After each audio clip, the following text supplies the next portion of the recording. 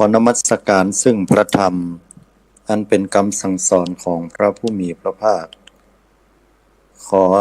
น้อมถวายล่ำเปิงถึงคุณของพระอริยสงฆ์เจ้าสี่กู้แปดจำพวกน้อมแตบใต้ไวสาครูบาอาจารย์เจ้าจุตนจุองค์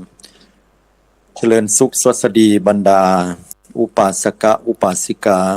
สาธุชนญาติโยมพุทธบริษัทผู้ใฝ่ในศีลธรรมแสวงหาความพ้นทุกข์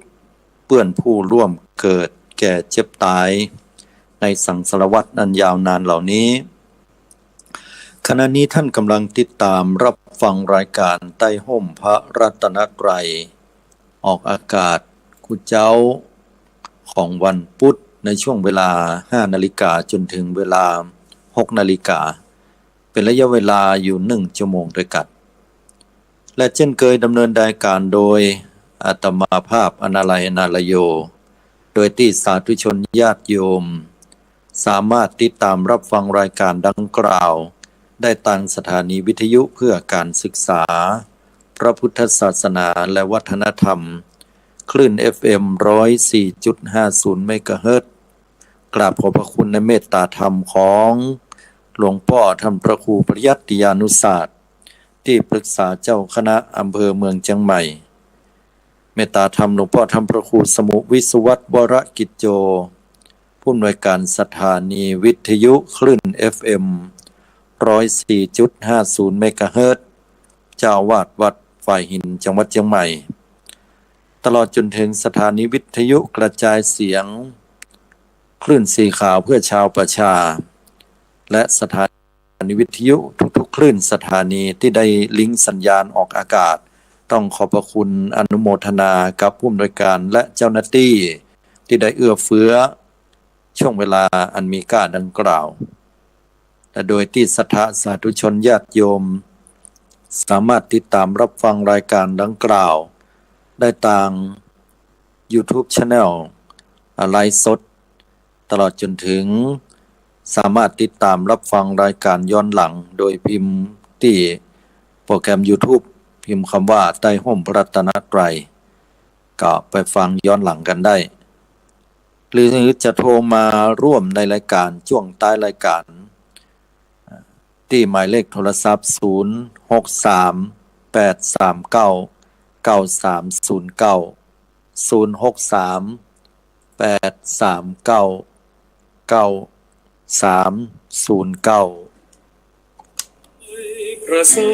พุทธวิสุทธิพุทธผ่องใสตัดมูลศรัทธาสาธุชนญาติโยมทั้งหลายถ้าอู้ถึงคำว่าผีก็คือสิ่งที่เราจินตนาการคิดกันว่ามันเป็นลักษณะหน้าตาที่น่ากลัวน่าเกลียดน่ากลัวมีลักษณะตัวดำพ่องหรือมีลักษณะผมยาวผมสั้นตาถลนออกมามีลักษณะน่าเกลียดน่ากลัวไม่กลิ่นเหม็นตลอดจนถึงความสยดสยองเหล่านั้นเนี่ยมันฝังอยู่ในจิตใจของเราตั้งแต่เราเป็นละอ่อนผีหลายๆคนเคยและมีประสบการณ์โดนผีหลอกบอกว่าจะเป็นผีเพศก็ตามบอกว่าจะเป็นผีกะยักษ์บอกว่าจะเป็นผีที่เป็นญาติล่วงลับไปแล้วหรือคนที่เคยรู้จักหรืออาจจะบ่เคยรู้จักอาจจะเคยฝันหันโดนผีอำพ่องหรือมาเข้ากำฝันข้าได้ส่วนบุญส่วนกุศลขอให้ถวายสังฆทานตานกำเข้ากำน้ำไปเฮือกลัวเข้ากลัวน้ำไปเฮือพ่องสังลางเตื้อก็ไประหว่างทางโดนผีหลอกก็มีผ่านโค้งร้อยศพหันเหมือนไผมาโบกรถเย็บพอแหมกำมีหัวกลัวอีกก็มีบางคนก็ไปพอหนังพอละครพอแล้วก็คิดว่าผีมันมีพอไปปะสิ่งใดสิ่งหนึ่งก็เกิดความกลัวขึ้นก็มีผีเนี่ยศรัทธาญาติโยมสมัยตะก่อนนี่เฮาตั้นทั้งหลายมันน่ากลัวแต่กะวันนี้บ่ได้มาอู้เรื่องผีนะบ่ได้มาเล่าละครเรื่องผีให้ฟังแต่ปาหมู่เฮาย้อนหลังกลับไปในอดีต ที่สมัยตะก่อนเมื่อเฮายังบ่ได้มีไฟฟ้าใช้นักกันเป็นแต่เป็นว่ามีเป็นบางที่บางพื้นที่ของประเทศไทยบางพื้นที่ก็ไฟยังเข้าบ่ถึงเตื้ออย่างเงี้ยอาตมาภาพนี่ยังตันอยู่ตอนเป็นละอ่อนเนี่ยถ้าคนใหญ่นี่ก็มีไฟเข้าไปแต่ถ้าเข้าหมู่บ้านแล้ว ยังบ่มีเสาไฟเข้าไปเตื้อเฮายังตามโกมกันอยู่ก็ใจน้ำมันก๊าซพ่องเตื้อก็ใจแคร่ใจไฟต่างๆเนี่ยชุดโดยใจกับไฟแต่ก่อนก็ใจกับไฟเล็กไฟกาสวัสดีกาสตางค์อย่างหมดนั้นก็ยังตันอยู่เวลาไปแอวที่ไหนก็เพิ่นก็ใจไฟฉายเวลาเพิ่นจะไปส่องเสาะปูเสาะป่าเพิ่นก็ใจถ่านแก๊สอย่างหมดนั้นก็อยู่กันไปในยามเมื่อคืนเวลาดับไฟแล้วเข้านอนตั้งแต่หัวค่ำเข้านอนกันตั้งแต่2 ทุ่มเกิน3 ทุ่มบ่ใครรับก็ต้องรับเพราะวันพุธต้องไปเนี่ยการเจ้าหมู่เฮาก็เลยได้รับพักผ่อนกันเจ้าบ่มีเทคโนโลยีอย่างมือถือบ่มีอย่างที่มันกวนประสาทกวนหัวเฮาเฮาตื่นอยู่ตลอดเวลาหรือรับบ่สนิทอาตมาจำได้ตอนเมื่อค่ำเมื่อคืนเวลามันบ่รับเป็นละอ่อนมันยังบัดตันใครรับเตื้อใครไปแอวแม่ก็บ่ฮื้อแอวและจากนั้นก็เวลานอนรับเนี่ยยามที่มันบ่ใช่เดือนหงายเนาะในยามที่เดือนดับพอเดือนดับแต่เนี่ยมันมืดแต่นะโยมพอเวลาเฮาอยู่ในบ้านเนาะเฮาบ่หันเดือนหันดาวนี่แหละ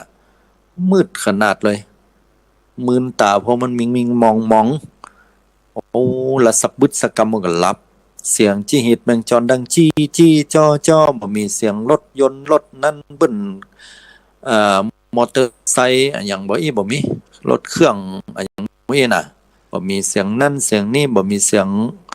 เพิ่นเล่นดงตนดงตีมันเหมือนไหนก็จะได้ยินข้ามมาเฮ็ดเตื้อก็ฮู้ว่าเพิ่นมีการมีงานใหญ่งานปล่อยงานอย่างเงี้ยแต่โดยทั่วไปแล้วบ่มีก็เป็นวิถีชีวิตที่สงบสงัดแล้วก็ถึงแม้ว่าจะบ่มีอย่างนั้นเนี่ยเฮารู้สึกว่าเฮามีความสุขและเป็นความสุขที่นอนหลับพักผ่อนได้อย่างผ่อนคลายที่สุดยามค่ำคืนเปิ้นจะมาเยือมหากันนี่ก็บ่เหมือนเท่าใดแต่ส่วนนักแรกหัวค่ำขึ้นมาบ่เกิน3 ทุ่มก็หลับก็นอนกันบางคนก็อาจจะไปปางควายไปนอนที่ปางควายเฝ้าควายตัวเก่าอย่างเงี้ยเป็นต้นวิถีชีวิตก็วนๆอยู่อย่างเงี้ยวนๆอยู่กับเมื่อเจ้าก็ตื่นกันขึ้นมาทำคิดทำอย่างต่างๆถ้าเป็นละอ่อนอาตมาก็เตรียมตัวเพื่อจะไปโรงเรียนเนี่ยตกแรงมาเลิกโรงเรียนแล้วก็พากันไปวิ่งเล่นก็มันก็เอาแซะไปซ่อนเอาปูเอาปลาได้ปลาน้อยปลาอย่างมาให้แม่ก็แม่เพิ่นก็แอบมาเฮาก็เอาใส่เป็นเข้าแล้วก็เอาไปกินโรงเรียนอย่างเงี้ยชีวิตก็วนๆหมู่เนี้ยแต่ว่ามันมีความสุขมันมีความสุขกว่าบ่เดี๋ยวนักแล้ววิถีชีวิตแต่ก่อนเนี่ยมันอยู่กับความมืดญาติโยมทั้งหลายพออยู่กับความมืดนี่มันก็จินตนาการไปหลายๆอย่างเนาะสมัยก่อนนี่เท่าจะว่านี่ไปเหี่ยวปัจจานี่น่ากลัวแต่นะโยมเปิ้นถือกันเหรออย่างบ้านอาตมาตังเพนี่บอกว่าเป็นใดเนาะทางบ้านเฮาแต่ละท่านนะญาติโยมฟังอยู่เนี่ยบ้านอาตมาเนี่ยเปิ้นถือเปิ้นว่าถ้าเมื่อใดก็ตามที่บ่มีคนตายนี่เปิ้นห้ามเพียว ถามว่านี่คือห้ามเพียวเปิ้นบอกว่าจะชวนคนตายนะเข้าไปเหี่ยวเป็นผีผมว่าอย่างนี้เนาะอันนี้ความเชื่อของคนนะมันก็แต่อาจจะด้วยว่าหมู่บ้านอาตมามันบ่ใหญ่ก็มีมันบ่ปอใหญ่หลังคานึงอาจจะมีสัก100ปลายเป็นหมู่บ้านน้อยๆแต่ว่าปีนึงจะมีคนตายสักคน2คนเนี่ยนะบางทีบางปีก็บ่มีเลยนะเปิดเตอร์เป็น2ปีพุ่นน่ะเพื่อฮู้ว่าคนตายคำนี้กลัวกันขนาดเลยปดเท่ามันตื่นตระหนกตกใจยิ่งตายพิษธรรมชาติแล้วนี่ยิ่งแล้วใหญ่แต่ว่าถ้าตายด้วยความเฒ่าแก่นี่ก็ยังกลัวอยู่นะนี่ก็คือสมัยก่อนนี่ถ้าเวลาเฮาไปเหี่ยวป่าจ้าเมื่อคืนเนี่ยบ่มีไผกล้าไปกายไปบ่ได้ยังบ่กล้ามาต้องเมื่อคืนน่ะโยมเมื่อวันเนี่ยเย็นเลยนะ พ่ออย่างก็พ่อเปิ้นบ่เพี้ยวบ่พัดเนาะต้นไม้ใหญ่มันมีเปิ้นบ่ได้เอาปูนเนี่ยไปลากปืนมันเป็นธรรมชาติมีหญ้ามีกงหยังขึ้นมาเนาะมีเรามีหยังเหย่าหุ่นตางเนี่ยมันไปยากเปิ้นก็เลยฮ้องว่าป่าช้าคือไปได้จ้าๆเนี่ยจะเอาไปเวยกำได้เพราะมันเป็นศพแต่ป่านปอมันมีก้าหญ้าก้ากงเข้าไปเนี่ยมันก็เลยไปจ้ากับป่าจ้ากันแล้วกันเอ้าความหมายง่ายๆโอ้น่ากลัวแต่ยันแต่ต้นไม้ก่อนใหญ่ฮะโอ้ตอนเป็นละอ่อนไปน่ากลัวแต่นะไปหันสภาพศพนี่ก็จะมโนขึ้นไปนักละหันสางว่ายังอี้แต่ก่อนนะมันมีเสียงให้เนาะเสียงให้เสียงหุยอันนี้ก็เล่าขานกันอู้มานะจะได้ยินว่าบอกฮ้องว่าเป็นผีไม่ยิงพ่องตกเมื่อคืนดึกดึงกลางคืนได้ยินเสียงให้แล้วก็อู้กันเล่ากันถึงบ้านน่ะว่าได้ยินเสียงไม่ยิงมาประมาณสักเที่ยงคืนนี่เนี่ยได้ยินเสียงให้เสียงหุยมาตามลำน้ำเวลาฝนตกเพิ่นก็ว่าผีนี่มันมาขอส่วนบุญกันอย่างใดมันมาได้ยินเสียงกันก็กลัวกันแต่เฮาก็บอกว่านะมันเป็นเสียงผีแต่กาก็ว่ามันจะเป็นเสียงของไม่ยิงคนใดที่ออกมาด้วยความผิดหวังในความฮักหรือว่าจะมีภัยสักคนหนึ่งพิษหัวกันก็ผัวกันแล้วออกมาก็เป็นให้หุยกะอีนอดแล้วมันมาให้หุยในยามเที่ยงคืนมันก็น่ากึดอยู่อันนี้ก็อยู่ที่ยุคสมัยนั้นเพิ่นก็เชื่อว่าเป็นผีเนาะบางคนก็หันผีเพศนะอย่างแม่อาตมานี่หันเปิ้นบอกเปิ้นหันผีเพศในยามตอนที่เปิ้นเป็นละอ่อนเพราะว่าบ้านของแม่นี่เปิ้นอยู่ใกล้กับวัดสมัยตะก่อนแล้วก็ที่นี่วัดเปิ้นอยู่บนเนาะแล้วก็มันจะลิงลงมาหน่อยแล้วก็เปิ้นก็เป็นละอ่อนแล้วทีนี้เวลาเปิ้นจะไปห้องน้ำสมัยก่อนมันจะมีห้องน้ำแบบบัดเดียวเนาะถ้าแม่อาตมาอยู่บัดเดียวนั้นกับเปิ้นเกือบ90ละแต่เปิ้นเสียไปเมินละทีนี้เปิ้นอู้ให้ฟังว่าสมัยก่อนตอนเป็นละอ่อนเนี่ยโยมแม่นี่กับเปิ้นจะไปห้องน้ำเตี่ยวก็ต้องห้องน้องนุ่งสุ่งซองพี่อ้ายใต้หัวไปส่งเพิ่นก็มีไผใครไปส่งเมื่อคืนมันก็มืดเนาะกลัวสุมาเตอละตัวเก่าก็เลยปวดต้องเจ็บต้องใครเป็นนักอีกไปก็ไปคนเดียวห้องน้ำก็ปุ่นเดินไปห่างบ้านนิดหน่อยสักหมอกประมาณสัก30เมตรเนี่ยก็20เมตร3เมตร30เมตรเนี่ยก็จะว่าไกลแต่ก็บ่ไกลแต่น้ำเหมืองมันไหลระวังกำลังนั่งอยู่ขัวน้ำเหมืองเนี่ยฮู้กันดีเนาะ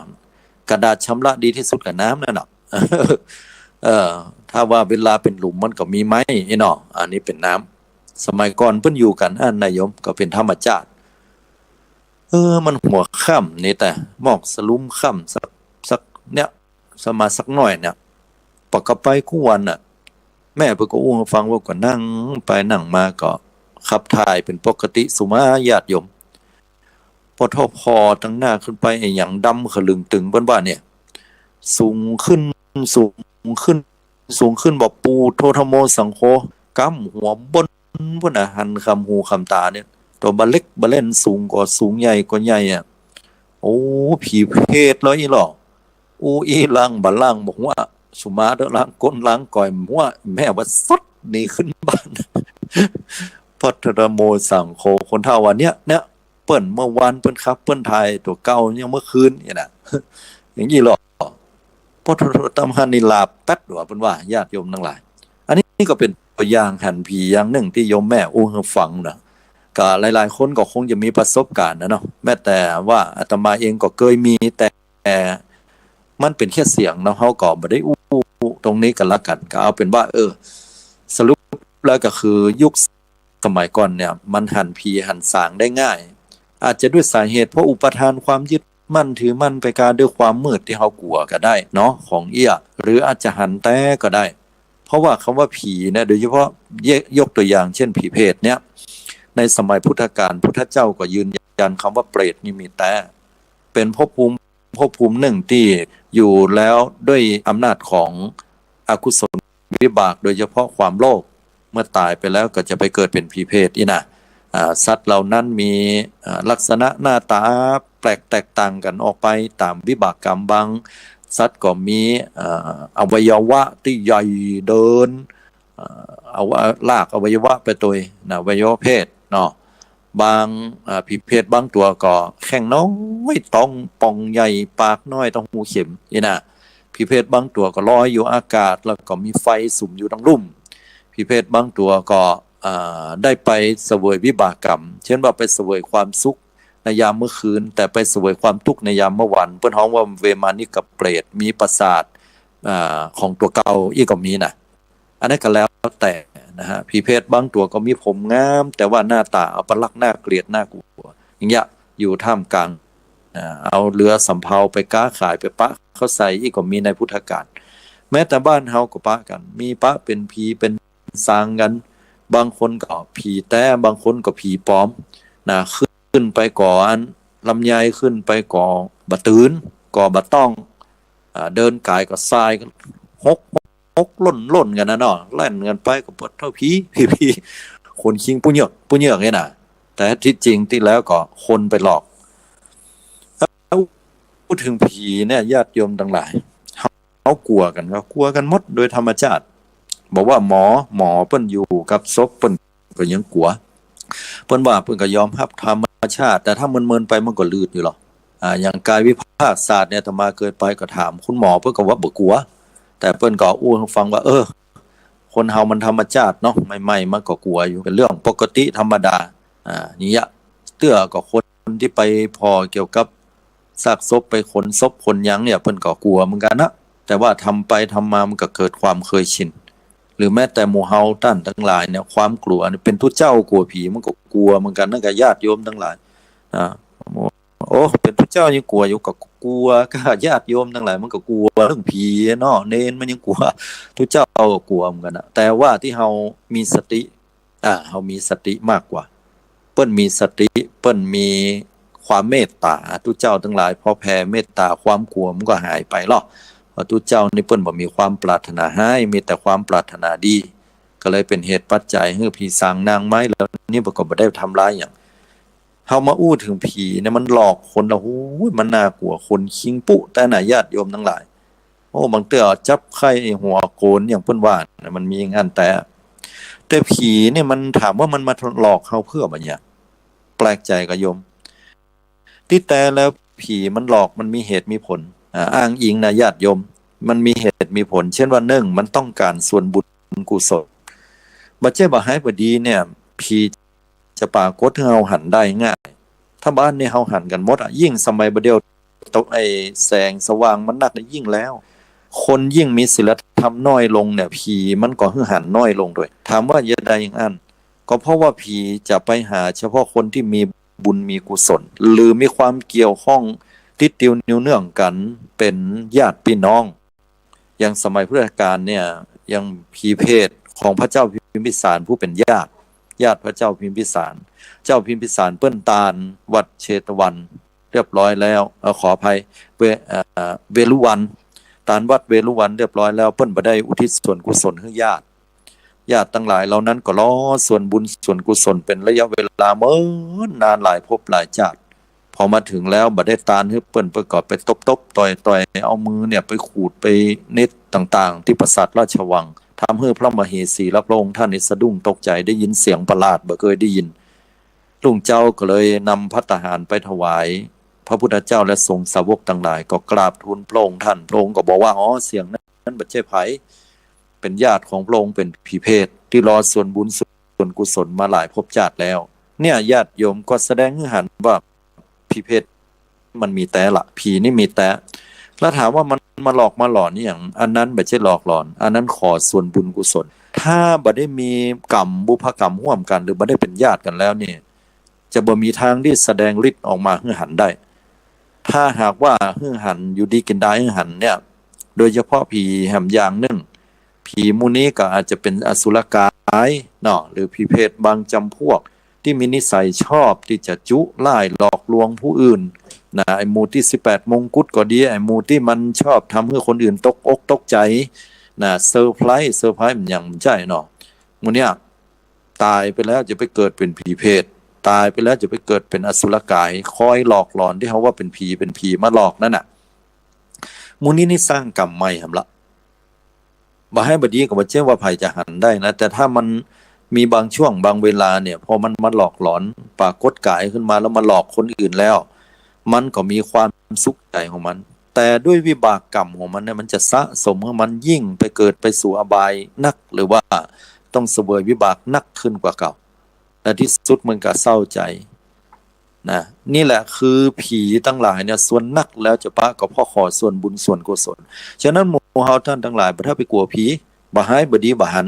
ถ้าหันให้ตั้งสติให้ดีแล้วกล่าวแผ่เมตตาบอกบุญที่ข้าพเจ้าได้กระทำขอแผ่เมตตาให้จะญาติน้ำหรือบ่ญาติก็ตาม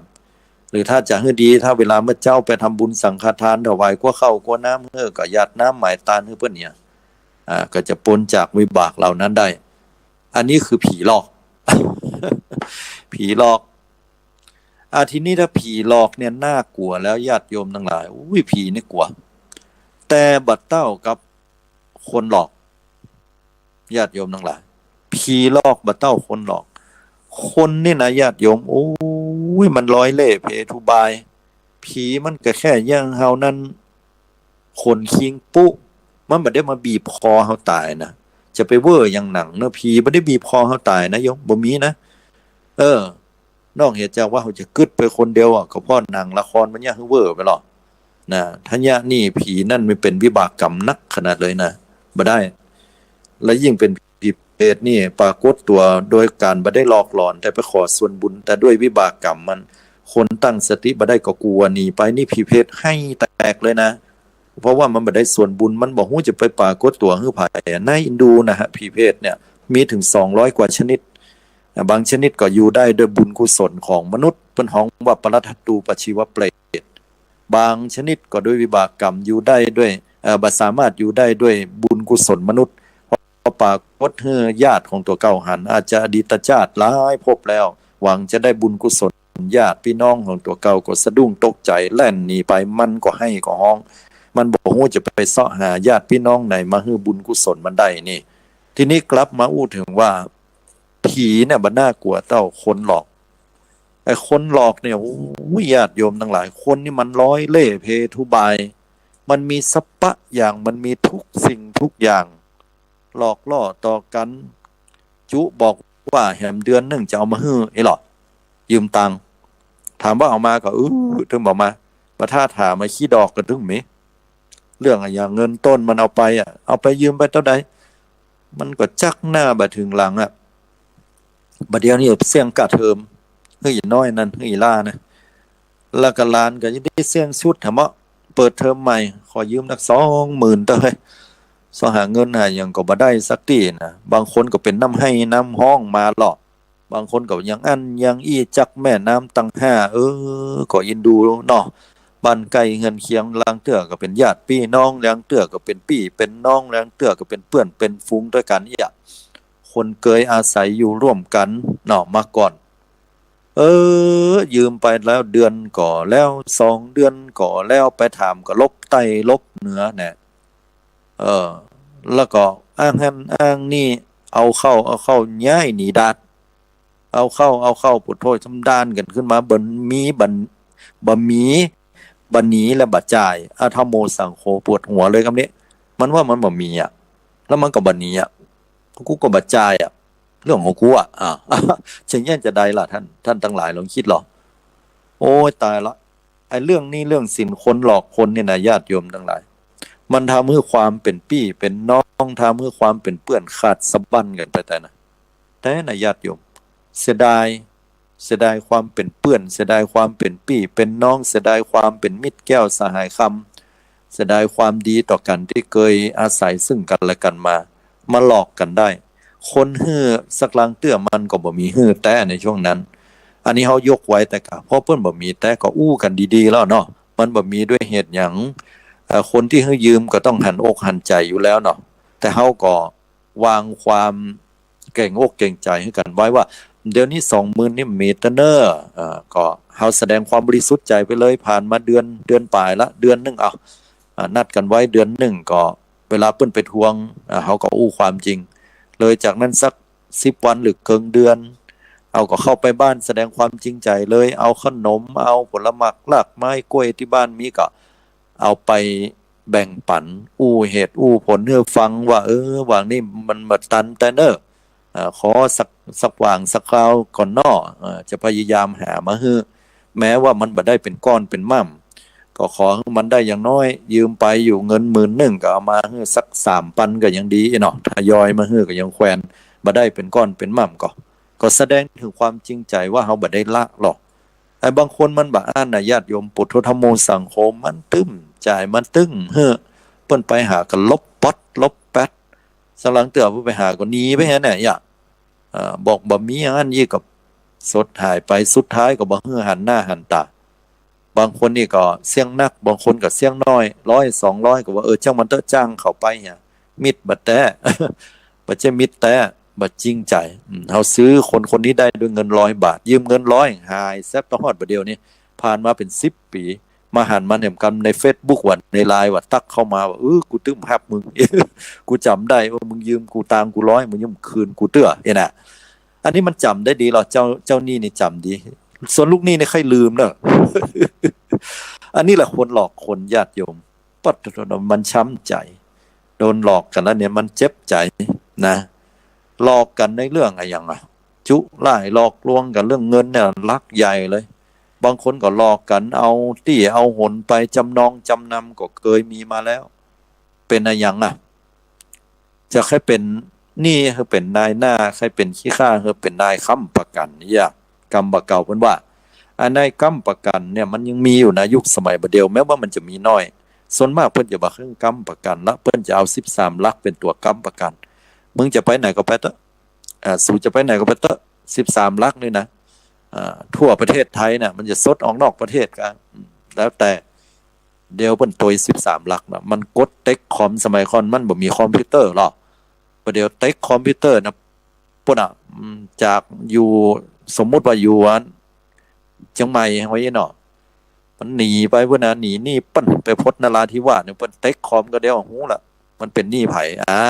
ถ้าอยู่ในระบบอย่าเปิ้นลงไว้หั่นหมดมันก็13 ลัก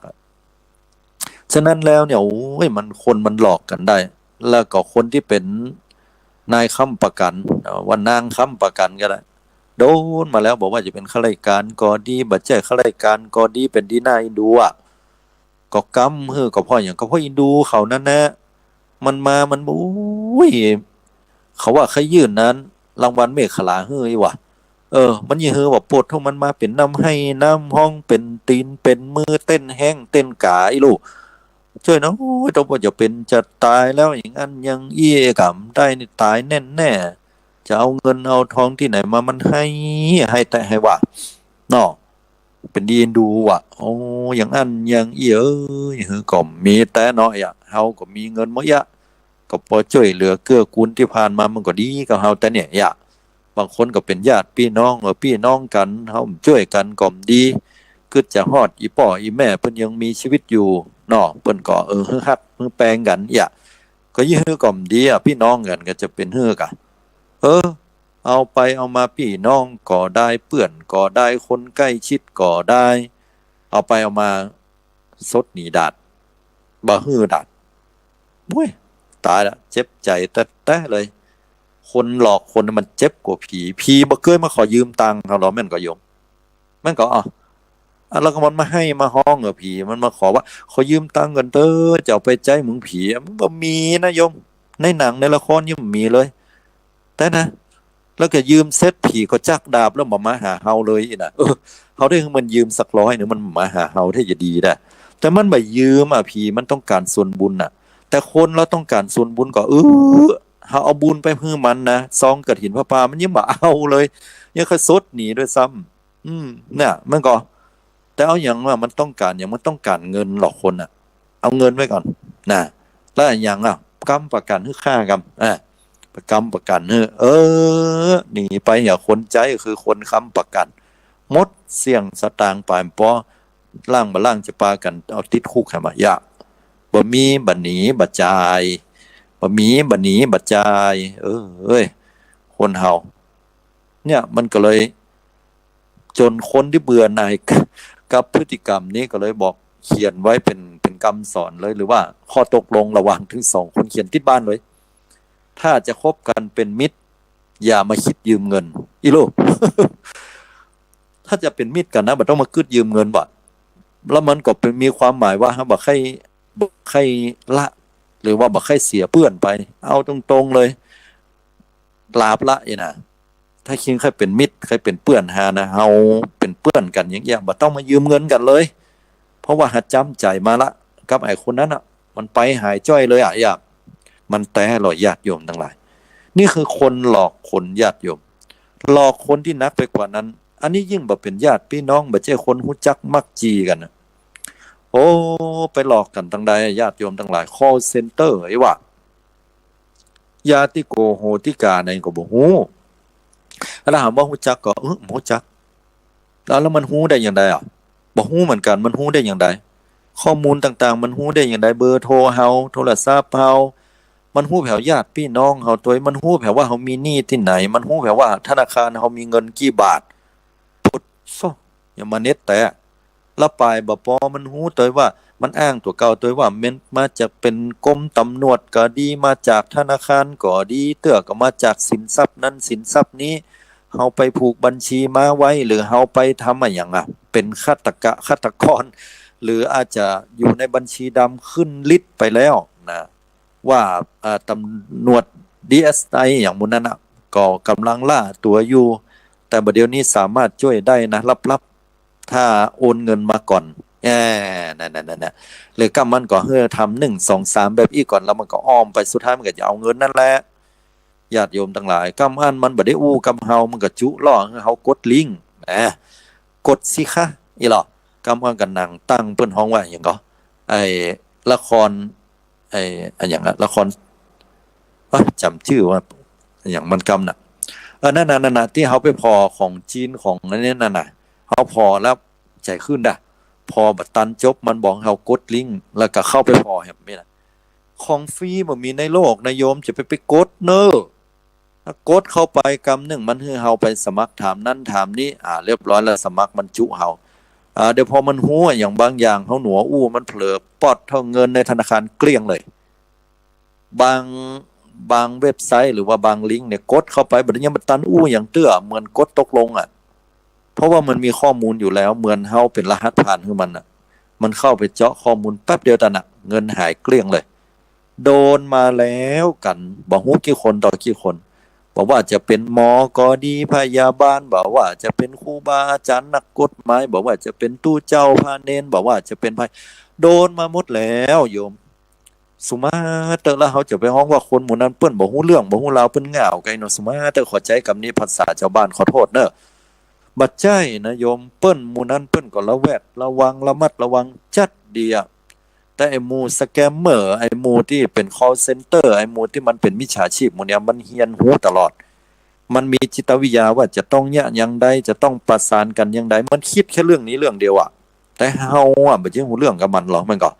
เฮาก็บ่ได้ระมัดระวังพอเจอปัญหาอีมาปุ๊บเฮาก็เชื่อมันก็ถูกโอ้ลังบ่ลังโดนเคยมีหลายต่อหลายคนสมัยก่อนโดนว่ากลายเป็นมีชื่ออยู่ในบัญชีของตำรวจแล้วอีหรอของตำรวจรับละเดี๋ยวนี้เปิ้นจะยับเพราะว่าชื่อนั้นไปขึ้นลิสต์ของยาบ้าเปิ้นจะขึ้นถึงขั้นประหารชีวิตเลยนะอย่างโอ้พอแกตกอกตกใจหน้าตื่นตาตื่นแล้วก็กลัวเนาะก็บ่บอกใครนะตอนนั้นแกอู้ให้ฟังน่ะด้วยความกลัวว่าจะต้องอย่างใดพ่อง call center ตอนนั้นมันก็บอกว่าเนี่ยขอให้ลุงเนี่ยไปโอนเงินให้ก็เดี๋ยวผมจะเอาเงินเนี่ยส่วนเนี้ยไปจัดการให้เอียกบอกว่าน่ะไปจัดการให้เพื่อที่จะได้แก้ปัญหาหมู่นี้ก็เดี๋ยวก็จะช่วยได้ว่าอย่างนั้นมันก็วานล้อมคนเฒ่ามันก็บ่ฮู้เรื่องเนาะแต่ก่อนเนาะก็ไปแต่ก็ไปธนาคารแล้วก็จะโอนตังค์ให้ก็ปรากฏว่านายธนาคารเพิ่นเป็นผู้หญิงเนาะก็เอ๊ะใจหน่อยก็ว่าโอนเงินถึงหมดอีเนี่ยในบัญชีธนาคารให้ไปก็ถามลุงมั่นใจลุงจะโอนได้กะเนี่ยอีลุงนั้นมันก็จุเป็นญาติกันเนี่ยกะอีโลโอนให้หมดก็นายธนาคารผู้เป็นผู้หญิงนะเพิ่นก็คิดว่าก็เป็นญาติเดียวกันก็คงจำมีหยังอีน่ะเพราะข่าวตอนนั้นมันเริ่มดังขึ้นมาว่ามี call center อีลุงนี่ก็ไปโอนแต่กำเดียวได้เนี่ยปลดเงินไปเรียบร้อยละหายจ้อยหายวิตหายวอย มันก็ด้วยความบัดสบายใจของอีลุงก็เลยมาลองถาม เพราะว่าสีหน้ามันซีดเนาะตกอกตกใจไม่ยิงคนนั้นก็เลยถามเจ้าหน้าที่ถามไปถามมาโอ้ลุงตกเป็นเหยื่อของ call center อย่างแล้วอ่ะอีลุงนี่ก็ปิกบ้านมาที่ทำงานนี่เปิ้นก็ตึงบ่กินบ่อยู่อย่างเป็นแต่เป็นว่าใจเลื่อนลอยรู้สึกบ่มีความสุขเลยอาตมาเองก็ไปปะก็ด้วยความรู้จักกันก็ถามว่าเป็นอะไรหยังบ่สบายกะเฮาก็สังเกตสีหน้าเปิ้นก็บอกว่าบาปนี่มันมีแต่ก่ออีลูกเฮาว่าเอ้าก็บาปก็มีแต่กะคนเฮาทำบ่ดีมันก็ได้บาปนั่นไงเนาะแล้วไอ้หมู่ที่มันหลอกลวงผู้อื่นนั่นเนาะหลอกลวงคนอื่นมันจะได้บาปอะไรหยังเฮาก็เล่าว่าไปก็ถามก็เลยอ้วดถามว่าแล้วถามยี่หือก็ว่าอีเนาะ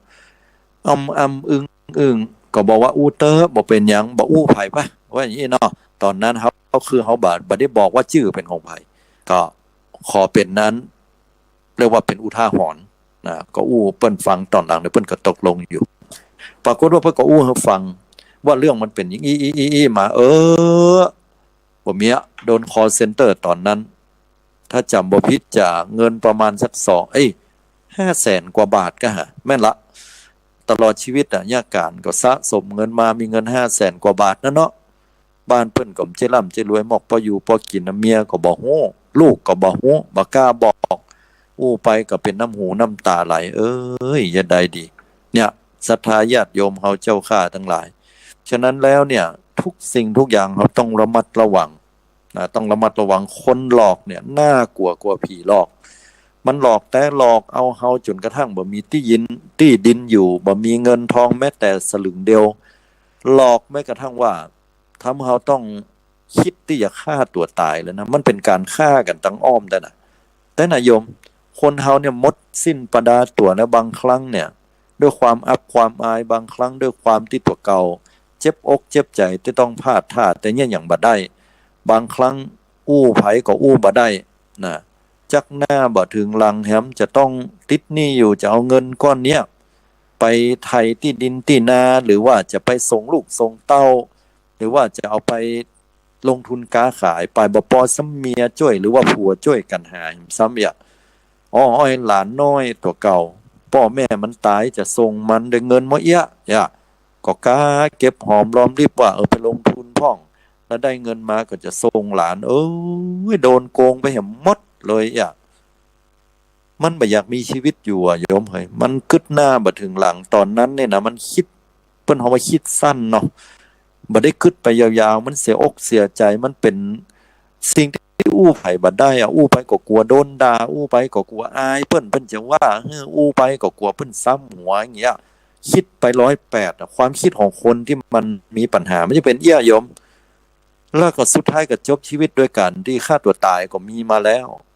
หรืออาจจะเป็นโรคซึมเศร้าอาจจะเป็นประสาทหรืออาจจะเนี่ยอย่างที่มันทำให้ตัวเก่าต้องเป็นทุกข์หรือคนอื่นเป็นทุกข์ก็เป็นมาแล้วนะมีมาละอันนี้คือคนหลอกคนญาติโยมทั้งหลายน่ากลัวแต่เลยญาติโยมเพราะนั้นผีถ้าไปกลัวมันตั้งสติให้ดีแผ่เมตตาเดี๋ยวมันหายแต่คนลองตั้งสติให้ดีแล้วแผ่เมตตาให้มันนะมีทางหรอกโยมมันจะหายไม่มีไม่หนีไม่จ่ายจะทำอย่างกับมันเอาอย่างใดไม่หรอเนี่ยคนเฮาอย่างนั้นคนนี่แหละต้องระวังญาติโยมทั้งหลายคนเนี่ยหลอกคนเนี่ยสุดยอดล่ะลักขล่างญาติโยมทั้งหลายล่าสุดนี่ครับอันนี้คนบ่หลอกคนหลอกก็ว่าหลอกก็หลอกเนาะล่าสุดเนี่ยวัน2 วันมาเนี่ยได้ยินข่าวออกมาละกรณีที่แตกตึ้งกันตึ้งหมู่ที่โรงเรียนมีโรงเรียนหนึ่งละอ่อนเกิดวุ่นวายขึ้นมาเพราะด้วยความที่บูลลี่หรอเพิ่นจะคำว่าบูลลี่ซับภาษาใหม่ภาษาอังกฤษบูลลี่แปลว่ากันแกล้งละอ่อนคนหนึ่งที่ตังพุ่นนนทบุรีกรุงเทพพุ่นโรงเรียนหนึ่งก็เกิดการเอาปืนกราดยิงผู้ครูบาอาจารย์ก็ดีผู้รองผู้อำนวยการก็ดีด้วยความที่ตัวเก่านั้นเกิดความคับข้องมองใจอดบ่ไหวแล้วเว้ยกูโดนกันโดนแกล้งโดนคนนั้นคนนี้เกิดความเครียดถ้าพอในมื้อซื้อออกพอถ้าจำบ่ผิดเนี่ยจะตายเป็น9 คนเบิ่งกะหา9หรือ19เนี่ยกันเนาะ9 คนแล้วก็คนบาดเจ็บแฮม27 คนกันเด้อ โอ้อันนั้นนี่ก็เป็นคดีที่นักเลยทีเดียวญาติโยมทั้งหลายนะก็ด้วยความที่ว่าคนเฮานั้นอันนั้นด้วยความมืดแปดด้านแต่ล่าสุดวันสองวันหนึ่งเนี่ยมาเนี่ยวันสองวันเนี่ยญาติโยมเนี่ยเชียงใหม่เลยสถานศึกษาแห่งหนึ่งกันแล้วกันเนาะปอดท่อออกมาตั้งสื่อใน Facebook กับไลน์กับวันในกลุ่มอะแล้วก็ออกมาแล้วก็บอกว่าจะเอาปืนนี่ยิงเนี่ยเพราะว่ามันกันแกล้งเอกโดนบูลลี่หรอพุทธธรรมโมสังโฆสถาบัน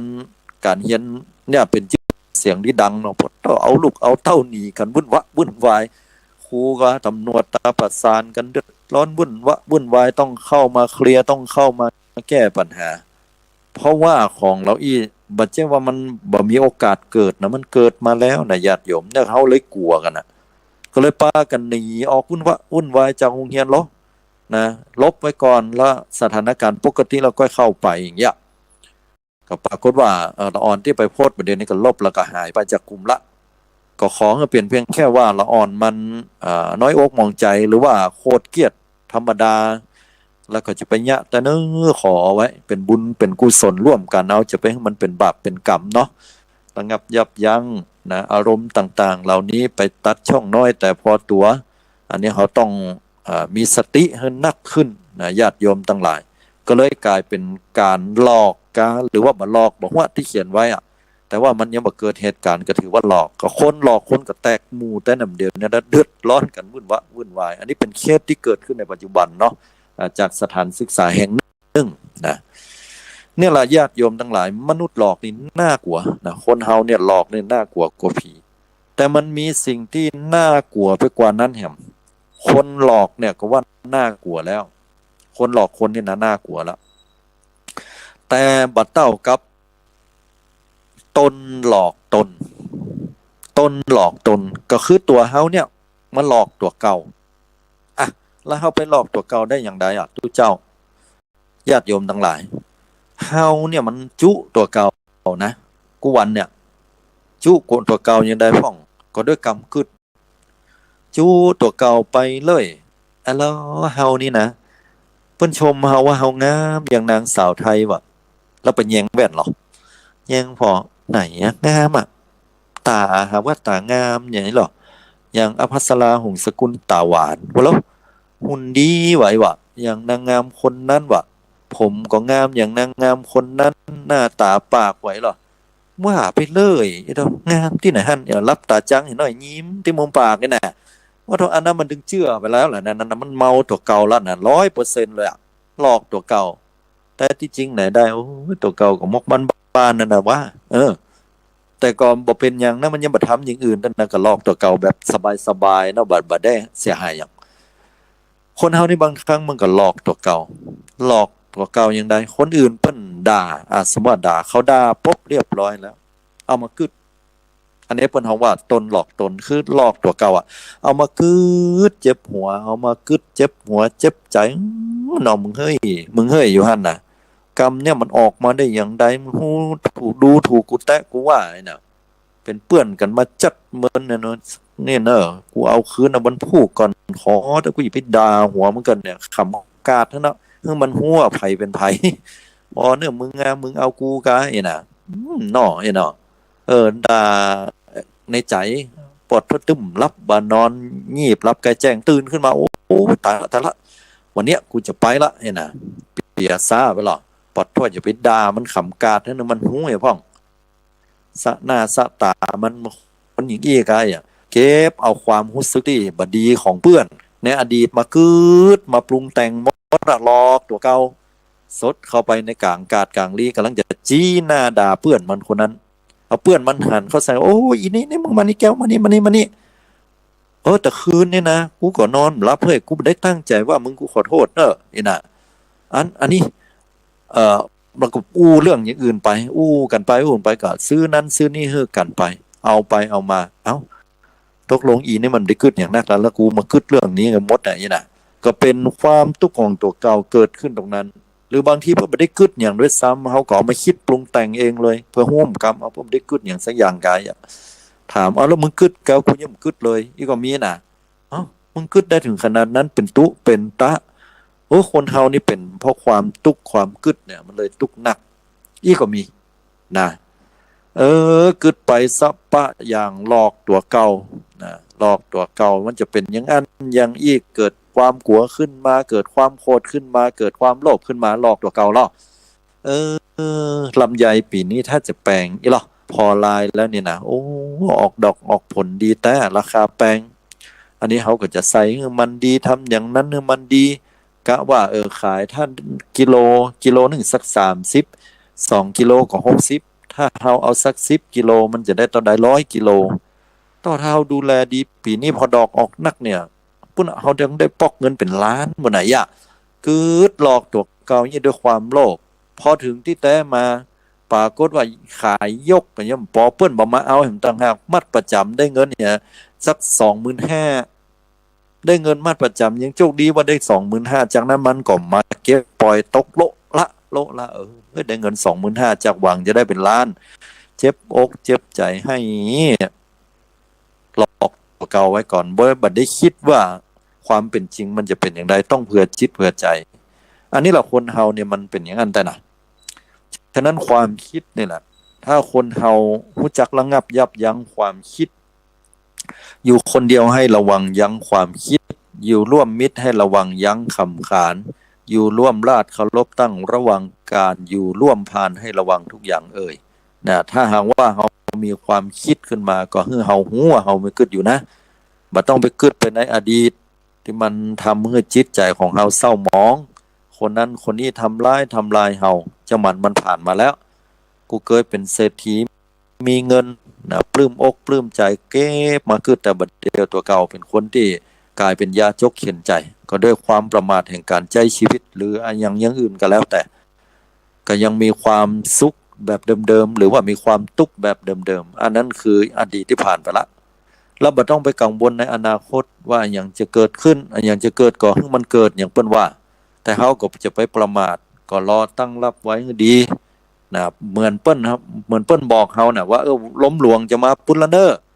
นะมันตั้งเขาไปเปิ้นได้ยินข่าวกรมอุตุนิยมวิทยาเปิ้นบอกไว้นะเปิ้นมันมามืดพุ่นล่ะมืดแดงๆว่าดะปะโตล่างบ่ล่างก็เป็นพายุใหญ่ล้มหลวงมาใกล้น่ะเฮาก็บ่ใช่หมายความว่าปล่อยมันเถอะมันจะมาก็ปล่อยมันเฮาก็รับได้แล้วบ่เก็บเข้าเก็บของอันนี้ก็ค่อยย่อนยานไปเด้อเมียเดี๋ยวปิวไปหมดล่ะอันยังดีเก็บก่อนเก็บตังรับเฮือดีบ่ใช่ว่าอยู่ตังนอกนั่งสายขากระดิกอยู่หั่นพกขากายงอนอยู่หั่น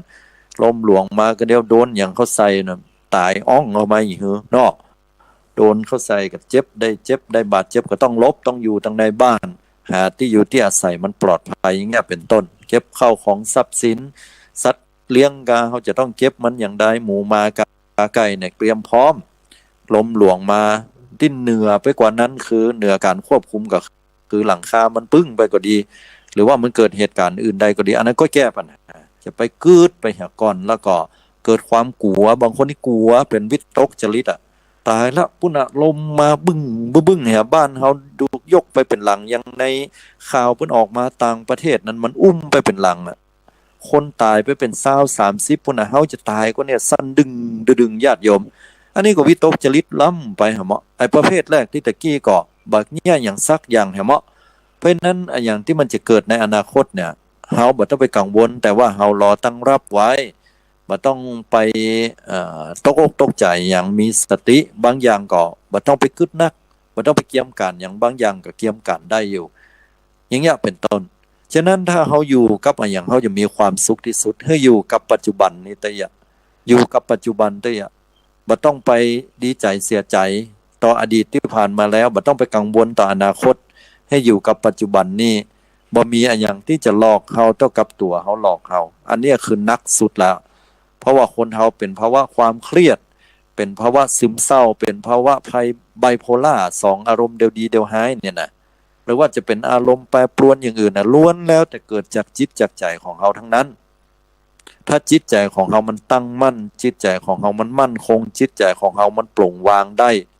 ชีวิตมันจะมีความสุขแห่งนักญาติโยมปลงวางเหี่ยวพ่องบางอย่างเรื่องของเปิ้นที่อยู่ในมือถือไทยกันเนี่ย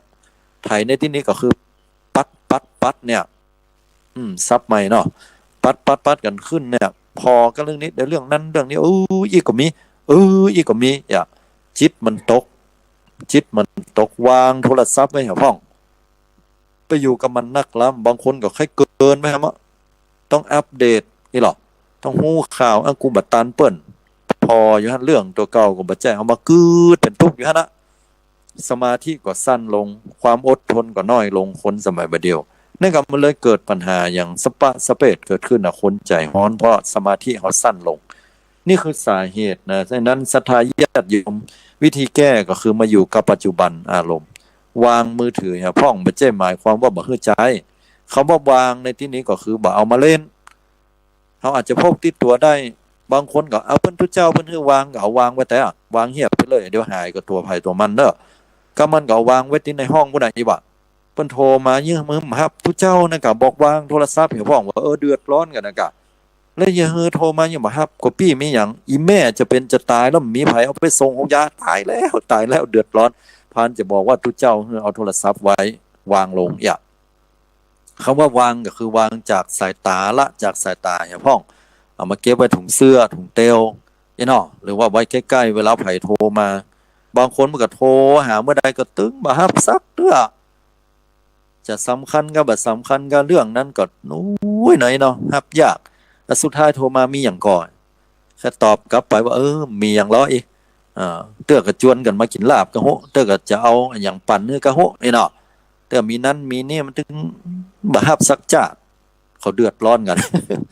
อันนี้ก็บ่ไหวเนาะฉะนั้นก็ให้มันเป็นมัชฌิมาปฏิปทาจ้างใจให้มันเป็นต่างสายกลางและมีสติอยู่กับปัจจุบันมารยาทอย่างนึงเปิ้นว่าถ้าเวลาไปป้าไผก็ตามเวลาอู้โดยบอกว่าคนในครอบครัวหรือต่างครอบครัวเปิ้นบ่ให้เอามือถือมาเล่นสนทนาอู้จากันนี่เป็นเรื่องมารยาทตั้งสังคมแต่หมู่เฮาพอละอู้กันกำ2กำเอามือถือมาเล่นละลูกบ่ต้องไผลูกหลานเฮาเนี่ยมันย่ามมือถือมาเล่นแล้วอย่าหน้าบัดมันยังพอเฮาคนเฒ่าคนแก่ไปตักลูกตักหลานลูกหลานเหมือนบ่สนใจเพิ่นน้อยใจนะมันก็เหมือนมาหาแล้วบ่ใครมาอย่างเงี้ยแต่ที่จริงเขาก็มาแต่เขาย่ามพ่อแม่เขานั่นน่ะต้องปลูกฝังว่าอย่างเป็นอะไรอย่างมันจะแค่ละอ่อนนะบางทีคนเฒ่าเหมือนกันนะลูกหลานไม่เอากูก็ปัดมือถือนะกูจะพอซออย่ามีอย่างมึงว่ามาอีหล่ะพอละลูกกำลังอู้ให้ฟังเป็นดีว่าอีแม่เขาจะไปทำบุญกันเนาะครบ100 วันอุ้ยน่ะอุ้ย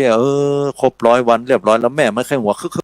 อีแม่เคยหัวมันอย่างไหนน่ะก็นึกว่าแม่มันสมน้ำหน้าใส่อุ้ยบ่ใจกูพออีเกเนี่ยพอมึงพอร้อยอย่า